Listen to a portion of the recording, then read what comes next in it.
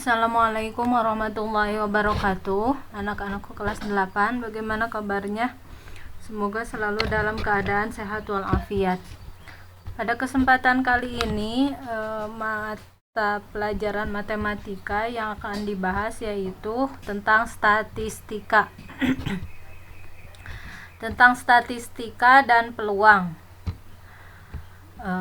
Statistika yaitu membahas tentang penyajian data, ya. Contohnya misalkan ini ada data-data yang telah dikumpul, ya. Ada 100 orang siswa, ada 20 orang suka badminton, 25 orang suka sepak bola, 15 orang suka berenang, 12 orang suka basket, 5 orang suka lari, dan 23 orang suka bola voli. Nah, bentuk penyajian data dalam bentuk statistika seperti yang sudah dipelajari pada kelas 7, ya, materi kelas 7 tentang statistika. Nah, ada diagram batang, bentuk penyajiannya ada diagram garis, ada diagram lingkaran, ada tabel distribusi frekuensi, ya. Ada tabel distribusi frekuensi, itu bentuk-bentuk penyajian data, ya. Bentuk-bentuk penyajian datanya. Dalam statistika nanti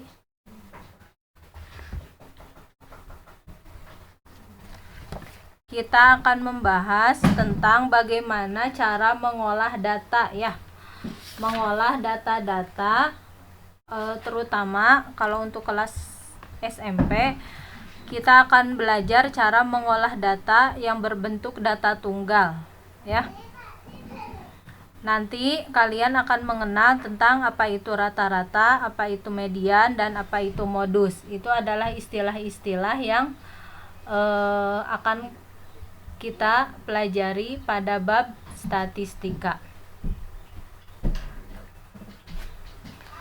Oke, yang pertama yaitu mean. Apa itu mean? Mean itu adalah rata-rata, ya. Rata-rata dari sebuah data. Misalkan contohnya di sini ada 100 orang nih. Dari 100 orang ini, nah, rata-ratanya berapa gitu, ya. Rata-ratanya berapa? Misalkan ada sebuah data ujian, data nilai ujian dari 10 orang siswa. Nah, berarti rata-rata nilai dari 10 orang siswa ini berapa, begitu, ya. Bagaimana cara mencari rata-rata? Untuk mencari rata-rata yaitu rumusnya adalah sigma X per N. Ini dibacanya sigma, ya. Sigma X per N. Sigma itu artinya jumlah dari X. Jadi data ke-1 ditambah data kedua ditambah data ketiga sampai data terakhir dibagi banyaknya data, ya. Dibagi banyaknya data. Contohnya misalkan ini ada 10 orang siswa yang mempunyai nilai biologinya 7, 6, 8, 5, 9, 6, 8, 6, 7, 8. Rata-ratanya berapa? Berarti kita jumlahkan dulu seluruh data dibagi banyaknya siswa. Setelah dijumlahkan semuanya ke 10 data itu hasilnya 70 dibagi 10 orang siswa. Jadi rata-ratanya adalah 7.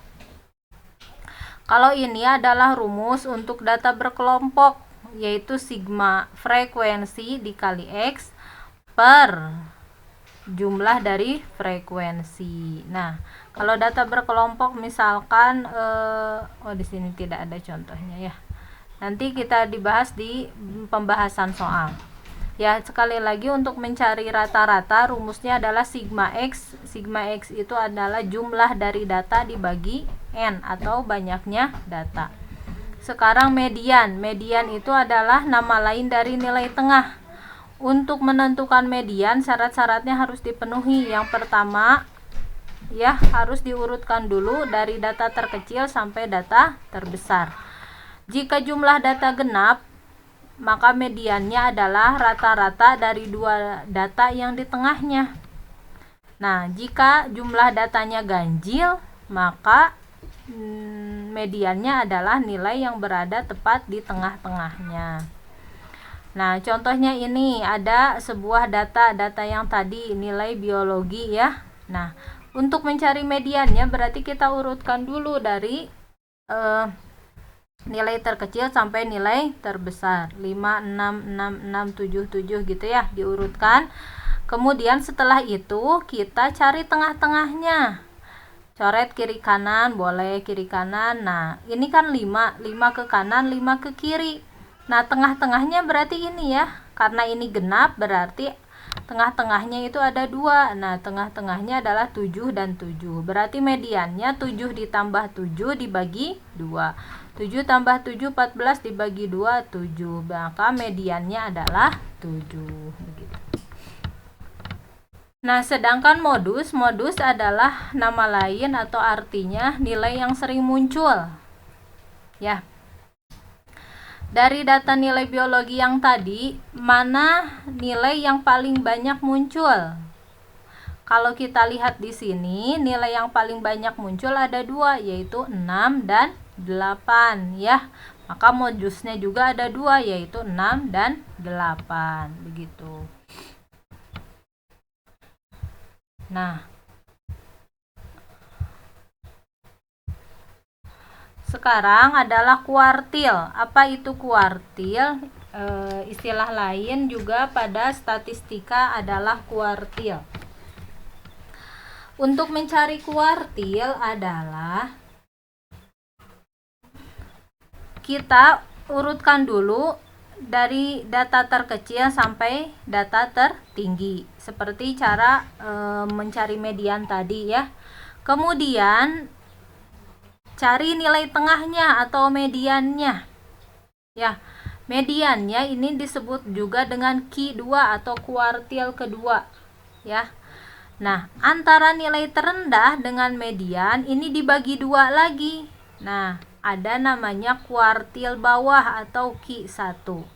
Sedangkan antara median dengan nilai tertinggi dibagi 2 lagi, jadilah kuartil atas atau Q3. Nah, sedangkan jangkauan interkuartil adalah apabila kuartil atas dikurangi dengan kuartil bawah atau Q1, Q3 dikurangi Q1. Terus nanti ada lagi istilah jangkauan data. Apa itu jangkauan data? Jangkauan data itu adalah data tertinggi dikurangi data terendah ya. Istilah yang lain ada nanti jangkauan data. Jangkauan data adalah data tertinggi dikurangi data terendah.